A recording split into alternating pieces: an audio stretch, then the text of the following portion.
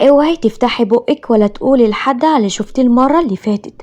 لو اتكلمتي او قلتي لحد، خصوصا لو قلتي لوالدتك، انا هرميكي من البلكونة زي ما عملتي مع القطة.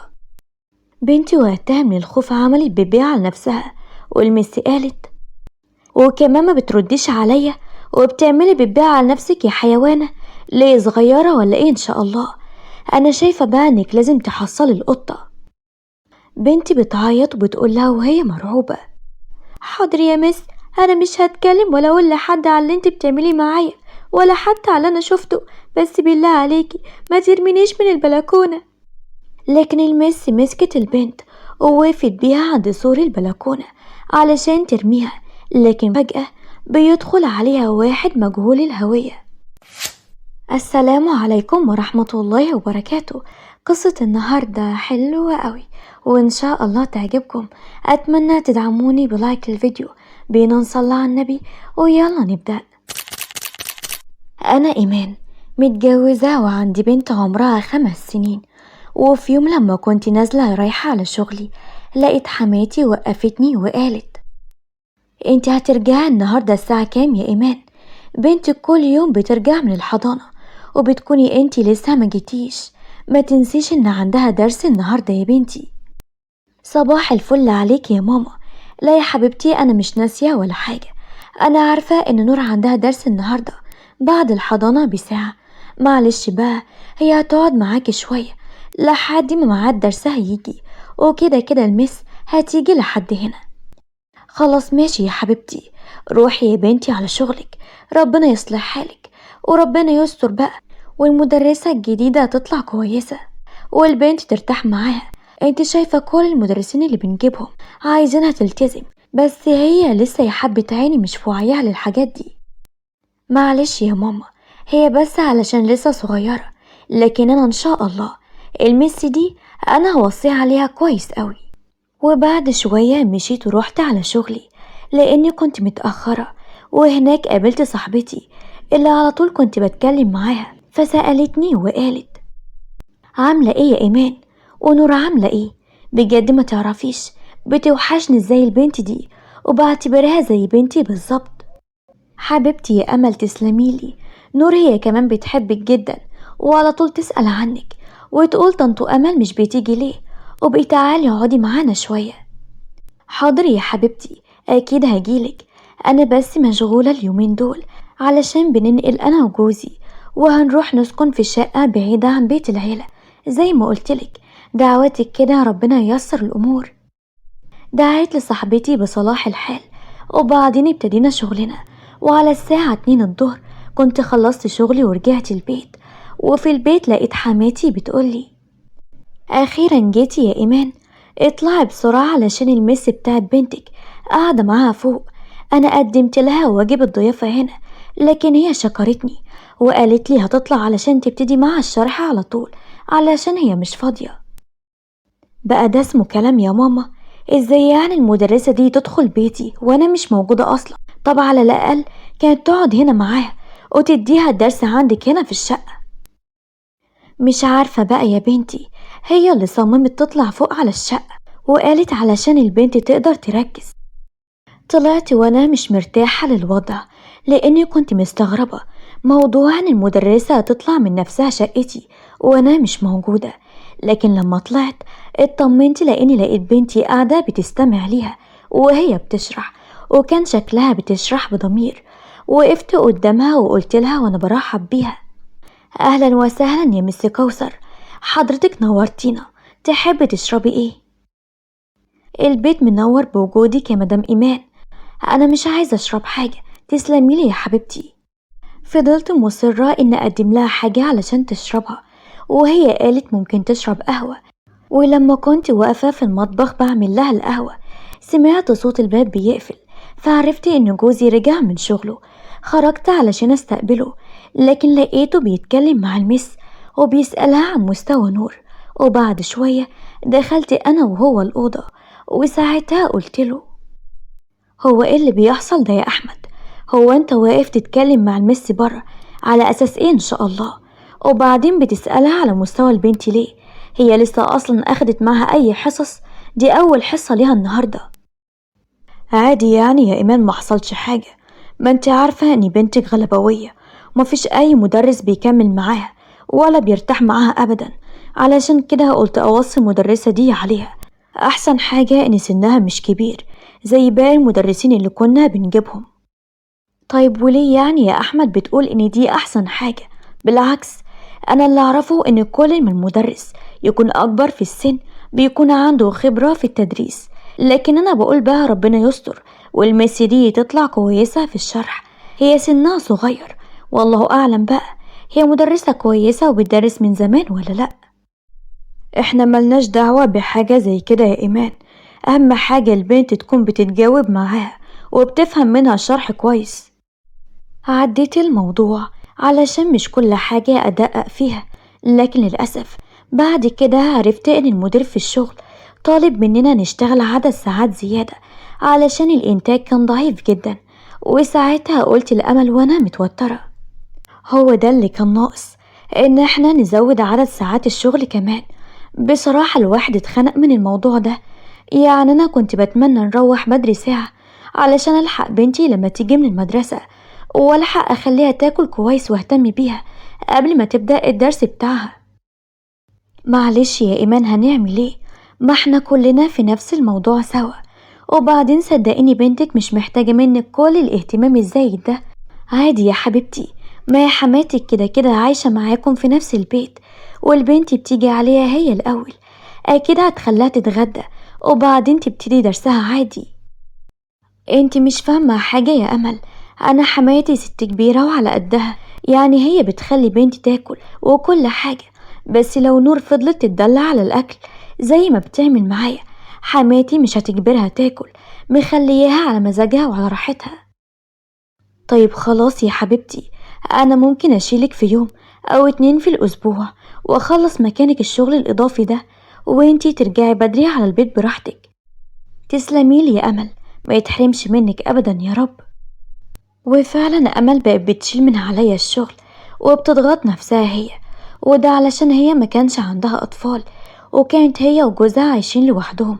علشان كده كانت بتهون عليا لأنها عارفة مسؤولية بنتي واللي بتبقى واخدة أغلب يومي. وفي يوم رجعت من شغلي بدري شوية واتفاجأت لما لقيت المس بتاعت بنتي واقفة بتتكلم في البلكونة، وكان صوتها واطي جدا. مركزتش معاها كتير، لكن بعد ما خلصت قلت لها اتفضلي يا مس اقعدي علشان تخلصوا الحصة على طول.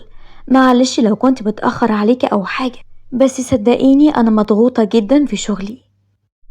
لا عادي يا مدام إيمان، ما تقوليش كده، نور زي بنتي بالظبط. وبعدين أنا بحب أهتم بكل طلابي وأقرب منهم. فضلت أشكر المدرسة بتاعت بنتي وأمدح فيها، لكن بعد مرور حوالي شهرين ابتديت ألاحظ حاجات غريبة بتحصل مع نور بنتي. لقيت كل يوم بتصحى في نفس الوقت على حلم صعب جدا، ولما أسألها وأحاول أهديها ألاقيها بتقولي أنا بحلم كل يوم أحلام مش كويسة خالص يا ماما، وبقوم مفزوعة وبحس إن في حاجة بتجري ورايا في الحلم وبيكون في حد بيضربني. كنت بحاول أهدي بنتي وأخدها في حضني، ورغم إن سنها صغير إلا إنها كانت بتقول كلام أكبر من سنها، واللي زاد وغطى لما لقيت بنتي ما بقتش تتحكم في نفسها. وبصحى كل يوم ألاقي هدومها وألاقي المرتبة كمان مبلولة. ولما اتكلمت مع أحمد جوزي في الموضوع ده لقيته بيقولي ممكن تكون البنت بتبقى عايزة تروح الحمام بالليل بس بتخاف تقوم في الضلمة أو بتنسى علشان كده بتعملها على نفسها. ممكن تكون صدفة يعني ولا حاجة يا إيمان، ما تكبريش الموضوع قوي كده. معرفش يا أحمد، بس أنا فعلا قلقانة. نور عمرها ما كانت بتعمل حاجة زي كده من بدري، يعني هي دلوقتي المفروض إنها كبرت والموضوع ده جديد عليها. أنا خايفة أحسن يكون حد من أصحابها في الحضانة بيضايقها ولا حاجة، وده مخليها خايفة طول الوقت وغريبة كده. جوزي حاول إنه يبعد الكلام ده عن تفكيري وعن دماغي، لكن أنا كنت قلقانة على بنتي، خصوصا إني لقيتها طبعها اتغير جدا. علشان كده قلت هتكلم مع حماتي في الموضوع، وفعلا قعدت معاها وقلت لها أنا مش عارفة بس يا ماما، عايزة أتكلم معاكي في موضوع كده، بس مش عارفة بصراحة إذا كان بيتهيألي ولا حقيقي فعلا. موضوع ايه يا بنتي؟ خير؟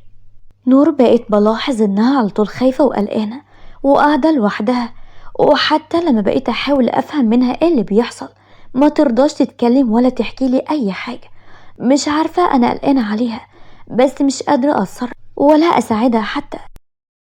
ممكن تكون متضايقة من غيابك او من الدرس اللي بتاخده، علشان فعلا ده ضغط على دماغها وهي لسه طفلة صغيرة كده. هي بتكون محتاجة تلعب وترتاح بعيد عن الحضانة والدرس، يعني ممكن تكون محتاجة راحة بس مش أكتر. يعني فعلا يا ماما انت شايفة كده؟ خلاص، لو كده أنا هخليها ترتاح شوية، وكمان هلغي الحصة بتاعة المس اللي هتجيلها بكرة دي. مفيش مشكلة يعني، لو لغينا حصة واحدة يعني مش هيضر. وفعلا عملت كده، وكلمت المس وقلت لها ما تجيش تاني يوم وانه اجازة علشان احنا خارجين. حسيت ان نفسية نور بقت احسن، فقلت يمكن فعلا من الضغط عليها وهي لسه في السن ده. لكن لما رجعت المدرسة تيجي تاني عندنا قلقت جدا على بنتي، لان في اليوم اللي جت فيه القطة بتاع بنتي اللي كان بتربيها وعايشة معانا في البيت وقعت من البلكونة. قربت بسرعة من نور وقلت لها ايه اللي حصل يا نور؟ وايه اللي خلى القطة تقع كده يا حبيبتي؟ انت شفتيها؟ نور كان بتعيط جدا وما كانتش قادرة تتمالك أعصابها، لكن لقيت المدرسة بتاع بنتي بتقولي بسخرية أنا معرفش بس يا مدام إيمان ايه الدلع اللي انتي مدلعة لبنتك ده كله؟ يعني بنتي في العمر ده ليه يبقى عندها قطة زي كده بتربيها أصلا؟ وليه الرفاهية دي كلها؟ استغربت جدا من طريقة كلامها وقلت في بالي هي ليه تتكلم كده وليه تكون بتتدخل في حياتنا أصلا.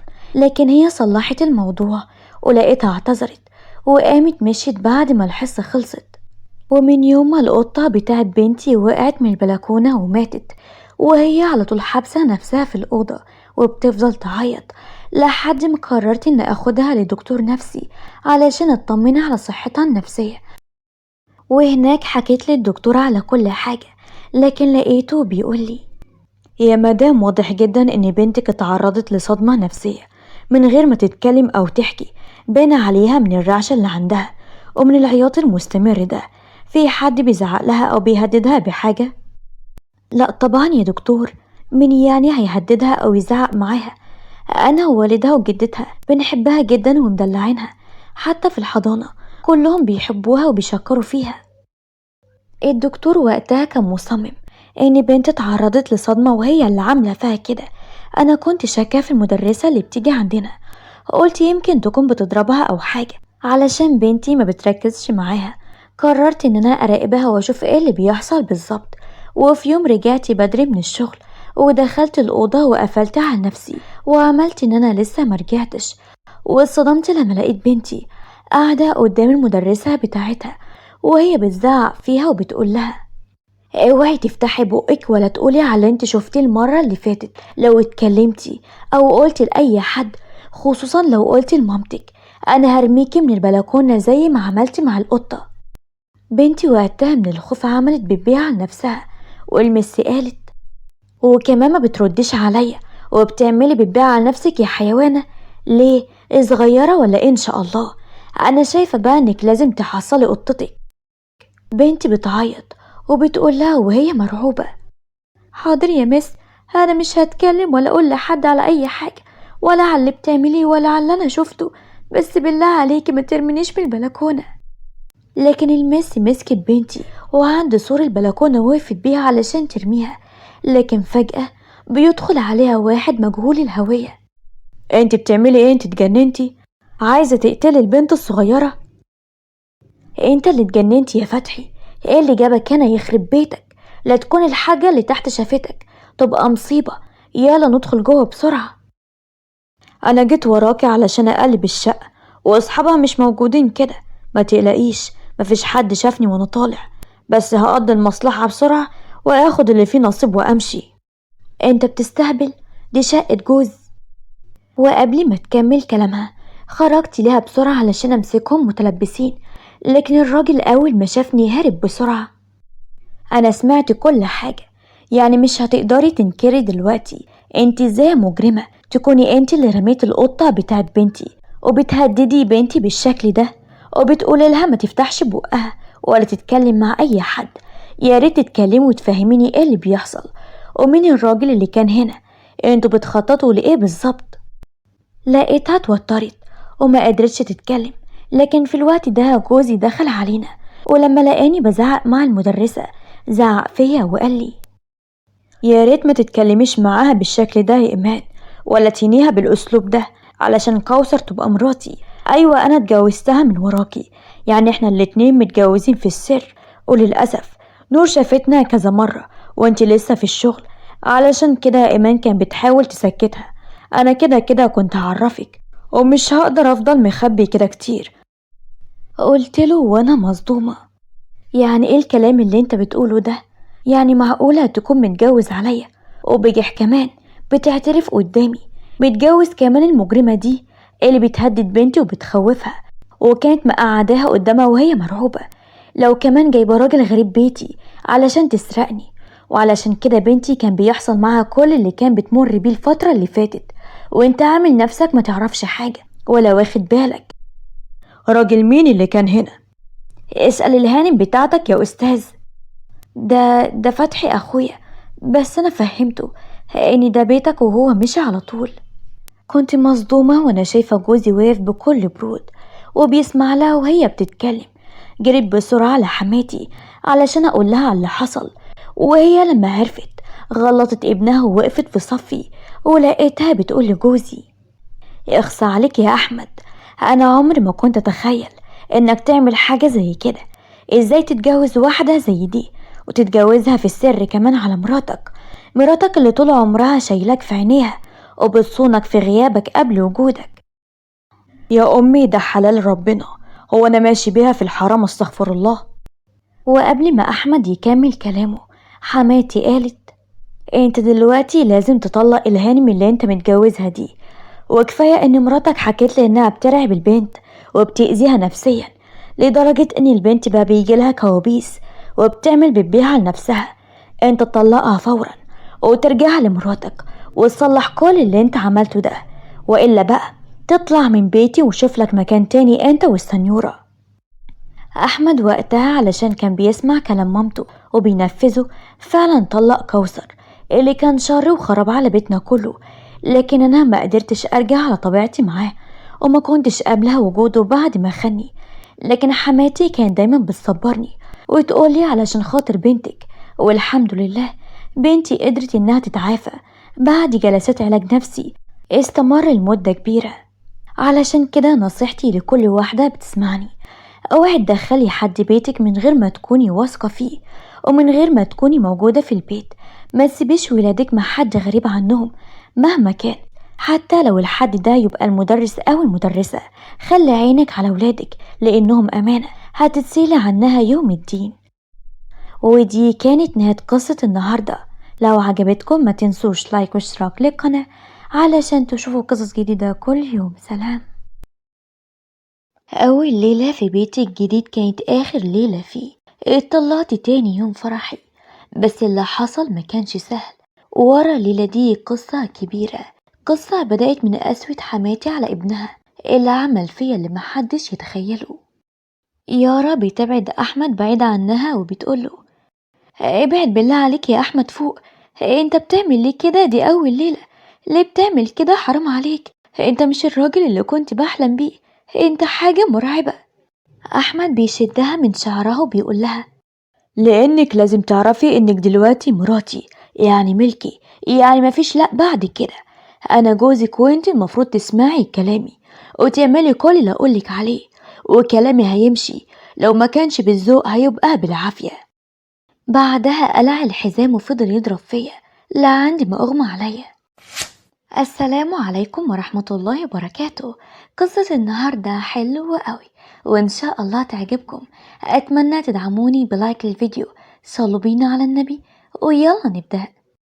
أنا يارا، عندي 23 سنة، والنهاردة يوم فرحي، وكنا واقفين في شقتي أنا وماما وكمال ابن خالتي. وكمال قال لي: أحمد شكله محترم قوي يا يارا، ربنا يتمم ليك على خير يا حبيبتي، ونفرح بيكي دايما يا رب. فعلا والله يا حبيبتي كفاية الشقة اللي هو جايبها.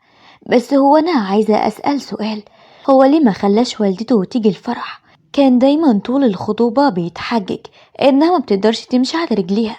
طب حتى يوم فرحه ما قدرتش كمان. بيقول علشان هي تعبانة يا ماما، ونايمة في السرير مش عايز يتعبها. حتى هو دخل عندها دلوقتي علشان تباركله. ده احنا حتى يا خالتي ما شفناش والدته أيام الخطوبة خالص، ولا حتى جت زيارة مرة، وهو ما كانش بيخلينا نيجي هنا نشوفها. لا يا كمال، أصل مامته دايما بتتعب، وبيقول إن هي عندها مرض معدي ومحدش بيدخل لها.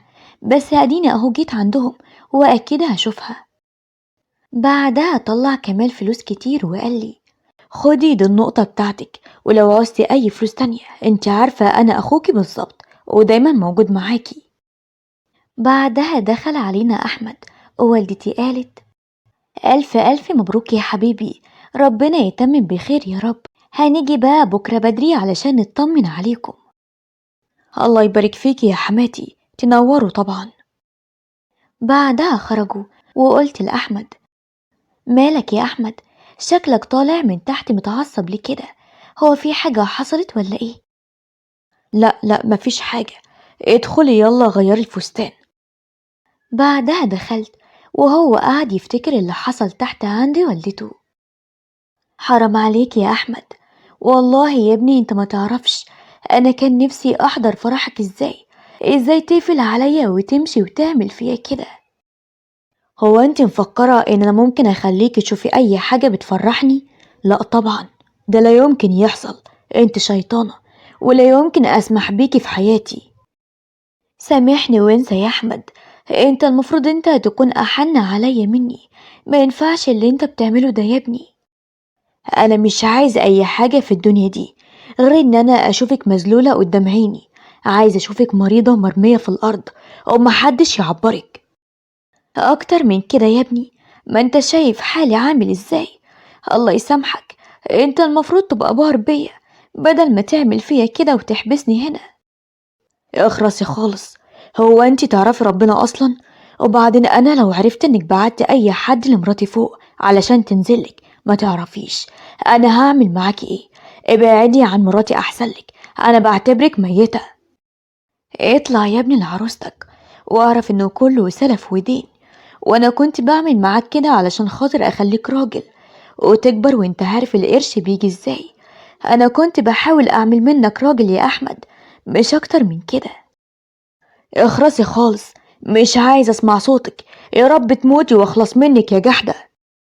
بعدها احمد سابها وهي فضلت تعيط، وبنرجع للوقت الحاضر، وكنتي بنادي على احمد: يا احمد، يا احمد مالك في ايه؟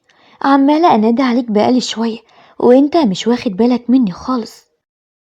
لا مفيش حاجة يا حبيبتي، بقولك ايه، انا عايز الموبايل بتاعك اشوف فيه حاجة ضروري كده. انا عارف ان هو مش وقته، بس معلش انا عايزه ضروري. بعدها اخد موبايلي، ولقيته بيمسح رقم والدتي. هو انت بتعمل ايه؟ هو انا اللي شفته ده حقيقي؟ انت فعلا مسحت رقم ماما؟ طب ليه كده؟ ايه اللي حصل؟ بقولك ايه يا يارا، انا مستعد اجيبلك الدنيا كلها تحت رجليكي، بس مش عايزة اي حد يتدخل ما بيننا. امك لو فضلت هنا هتوقع ما بيني وما بينك. ايه الكلام العبيط اللي انت بتقوله ده يا احمد؟ لا طبعا، ماما عمرها ما تعمل كده، انت عارف هي بتحبنا قد ايه وبتتمنى لنا السعادة. وقتها احمد قام ومسكني من ايدي جامد جدا وقال: بقولك ايه، انا مش عايزة اسمع في البيت ده غير حاضر ونعم، انت سامعة ولا لا؟ يلا بقى لان انا عريس جديد وعايز اكون فرحان بعروستي. وقتها بعدته بعيد عني، لكن ضربني وشالني ودخل بيا. وتاني يوم والدتي جاتلي، وكانت واقفة على الباب لأن أحمد كان قافل علينا، وقلت: بالله عليك يا أحمد، ماما عمالة تخبط بره، افتح أشوفها تطمن عليا واطمن عليها، وبعدين هتمشي على طول، مش هتقعد كتير ما تقلقش، هات المفتاح. صباح الخير يا حبيبتي، عايزة يومك يعدي يبقى تقومي كده زي الشطرة تحضر لنا الفطار علشان أنا جعان، وسيبك من أمك، هي لما تزهق تمشي لوحدها. أنا قلتلك اقطاع علاقتك بأي حد. هو كلام امبارح ده هنعيده تاني ولا ايه؟ اللي انت بتقوله ده غلط، ومفيش حد يرضى بيه خالص. لو سمحتي افتح الباب علشان اطمن على والدتي. بقولك ايه يا يارا، انا مش عايزك تعرفي حد غيري، انت سامعة ولا لا؟ وقتها والدتي اتصلت بأحمد. طب رد عليها بالله عليك، طمنها عليا، انا عارفة هي هتكون قلقانة عليا دلوقتي. ماشي، هرد عليها وهعمل كده، بس لو سمعت صوتك ما تعرفيش انا هعمل فيك ايه. ايه يا احمد، انت فين يا ابني؟ عمال اخبط عليك وما حدش بيفتح، وكمان خبطت على مامتك مش موجودة. انتوا خرجتوا يا ابني ولا ايه؟ انا كنت عايزة اطمن على يارا بنتي. ايوه يا حماتي، يا عريس وعروسة بقى، وقلنا نعملها مفاجأة كده ونسافر على الفجر انا ويارا. طب يا ابني ما كنتش قادر تصبر شوية اطمن بس على بنتي قبل ما تمشوا؟ يلا ربنا يسعدكم يا رب. ربنا يخليكي. بس بقولك ايه يا حماتي، انا واحد عايز اكون سعيد مع مراتي، مش عايز حد يتصل بينا لو تكرمت يعني. ايه يا احمد طريقة كلامك دي اللي انت بتتكلم بيها معايا؟ من امتى وانت بتقولي كده؟ وبعدين اتصالي يعني هو اللي هيخليك مش فرحان مع مراتك؟ الو، الو يا احمد. بعدها والدتي روحت على البيت وقابلت كاملة على السلم وقال لها: ايه ده يا خالتي، مالك في ايه؟ هو انت طالعه بتكلمي نفسك على السلم ولا ايه؟ اسكت يا كمال، مش عارفه اقولك ايه، انا قلبي مش مطمن من اللي بيحصل. بعدها والدتي قالت له على كل اللي حصل، وكمال قال: معلش يا خالتي ما تزعليش منه برضو، هو عايز يتبسط، هو بقاله فتره كبيره ما اتجوزش، انت ناسيه ان هو كبير في السن ولا ايه؟ وعايز يبقى سعيد. لا يا ابني، انا مش مرتاحه للموضوع ده. ده حتى يارا كانت على طول ساكته، ما كانش بيخليها ترضى تتكلم معايا خالص. انا حاسه ان في حاجه كده مش مظبوطه. بطلي قلق بقى يا خالتي، انت بس علشان مش عايزه يارا تكون بعيده عنك بتعملي كده. انا نازل الشغل دلوقتي، ولما اجي هعدي عليكي يا حبيبتي. وفي شقتي وقفت قصاد احمد وقلت له: هو انت عايز ايه بالظبط؟ انت عايز تقطعني من اهلي ومن كل الناس، وكمان بتضربني ليلة دخلتي؟ انا لا يمكن اوافق على الكلام ده. وانا قلتلك كمان شوية هتتصلي بامك وهتقولي لها ما تتصليش بيا تاني، وهتعملي اللي انا عايزه يا يارا. هي الحاجات اللي انت عايز اعملها دي حرام. انت ازاي ما كنتش باين ليا ايام الخطوبة؟ ازاي عايزني تقطعني من اهلي ومن امي؟ أنا جوزك، والمفروض تسمعي كلامي وتعملي كل اللي أقولك عليه، وكلامي هيمشي، ولو ما كانش بالذوق هيبقى بالعافية. وبعدها قلع الحزام وفضل يضرب فيا، وبعد شوية دخلت الأوضة وكنت عمالة أعيط: ابعد عني يا أحمد، أنا مش طايقة أشوف وشك خالص، أنت سامع ولا لأ؟ معلش يا يارا، حقك عليا، أنا بس متوتر والله، وغصب عني في اللي أنا بعمله ده. هو انت زي الانسان اللي انا حبيته اللي بتعمل فيا كده؟ علشان الام دي حاجة وحشة قوي، فاكرة ان هي تقدر تتحكم في كل حاجة، وانا خايفة عليكي وعايزة اعيش معاكي حياة سعيدة. وجود امك في حياتنا هيدمر حياتنا وسعادتنا. كلام ايه اللي انت بتقوله ده؟ ومين ضحك عليك وقالك الكلام ده؟ مفيش احسن من الام وحنان الام. الام دي جنة وكل حاجة حلوة. واول ما بخلص كلامي بلاقي أحمد ضربني بالقلم وبيقولي: اخرسي خالص، أنا مش عايز أسمع صوت، وآخر مرة تجيبي سيرة الكلام ده على لسانك. لو مش عايزة تصطبحي وتتمسي بعلقة، أديني قلتلك أهو. بعدها بيخرج وبيسيبني لوحدي. هو في إيه؟ أنا مش فاهمة ماله، أنا حاسة إن في حاجة غلط، بس يا ترى في إيه؟ وفي الوقت ده أحمد نزل عند حماتي، وأول ما نزل قال لها: ليه عملتي فيا كده؟ ليه كسرتيني بالشكل ده؟ هو انا ما كنتش ابنك؟ هو في حد بيعمل في ولاده كده زي ما انت بتعملي معايا؟ حقك عليا يا احمد، لو اعرف اني بسبب اللي كنت بعمله فيك ده هيحصل فيك كده، انا ما كنتش عملت كده. شوفي انت عايز ايه وانا هعمله ليك، بس بلاش القسوة اللي انت بتعاملني بيها دي. الكلام ده كان زمان، والمفروض تحط قدامك كل واحد بيزرع اللي بيحصده يا سناء. وبيروح مخلص كلامه وبيمشي من عندها، وأول ما بيمشي حماتي بتبدأ تفتكر اللي حصل زمان وقت ما كان أبو أحمد متوفي. وأول ما العزا بيخلص بتدخل سناء على أحمد وبتقوله بحدة: هو أنت بتعيط ليه؟ أمال خلت إيه للحريم؟ أنا زعلان قوي يا ماما، مش مصدق إن خلاص بابا راح كده ومعودش هشوفه تاني. اخرس يا ولد انت وبطل نواح زي الحريم، ولو شفتك بتعيط انت ما تعرفش انا هعمل فيك ايه. واعمل حسابك انك هتقوم وتدور على الشغل علشان محدش هيصرف على البيت الا انت. كلام ايه اللي انت بتقوليه ده يا ماما؟ هو انت ناسية ان انا في مدرسة؟ هشتغل ازاي واتعلم؟ واول ما سناء بتسمع كده بتقرب من احمد وبتفضل تضرب فيه: انا كلمتي هي اللي بتتسمع، وتقول حاضر ونعم سمعت ولا لا، وانسى خالص ان في تعليم. سمعت؟ احمد بخوف: سمعت حاضر، انا هعمل ليكي كل اللي انت عايزاه، بس بلاش تضربيني. اسكت وبطل كلامك ده، ابن سناء ما يعيطش زي الولاية. سمعت؟ انت راجل البيت دلوقتي. حاضر هعمل لك كل اللي انت عايزاه. وبتعدي الايام وفعلا احمد بيشتغل لحد ما في يوم بيرجع البيت وهو عمال يعيط. هو في ايه؟ هو مالك بتعيط بالشكل ده؟ الأسطى خالد ضربني يا ماما، أنا مش عايزة أشتغل معاه تاني. أول ما سناء بتسمع كده بتفضل تضرب فيه وبتقوله: وانت جاي كده زي خيبتها تعيط زي الحريم، والناس شافتك في الشارع يا خيبتها؟ انت ما تعرفش انا هعمل فيك ايه، تعالالي. وبتفضل تضرب فيه وبتفضل تعامله نفس المعاملة دي لحد ما يكبر وهي بتتعب، ومن كتر القسوة ما كانش فيه حنية، ومن اللي كان بتعمله في أحمد كرهها ومبقاش حابب وجودها. وبنرجع للوقت الحاضر وبتفوق من تفكيرها على صوت خبط الباب. مين بيخبط؟ أنا يا طنط، ممكن تفتحيلي؟ أنا عايزة أطمن عليكي. وأول ما حماتي بتسمع صوتي بتدخلني على طول: معقولة انت عروسة أحمد؟ أنا ما كنتش أعرف إن هو متجوز واحدة حلوة قوي كده. كلام ايه اللي انتي بتقوليه ده؟ معقولة أحمد مش وراك صور الخطوبة؟ ده احنا متصورين صور كتير قوي. حماتي ردت عليا بتوتر وقالت: ها، تلاقي ناسي ولا حاجة؟ طمنيني انتي عاملة ايه، واحمد عامل ايه معاكي؟ بصراحة كده انا حاسة ان في حاجة مش طبيعية، واحمد مخبي عني حاجة ومش فاهمة في ايه. معلش يا بنت اعذري، اللي شافه احمد وهو صغير ما كانش هين. ايه اللي حصل يا حماتي؟ انا مش فاهمة حاجة، لو عارفة اي حاجة بالله عليكي قوليلي. انت ما تعرفيش احمد بيعاملني ازاي؟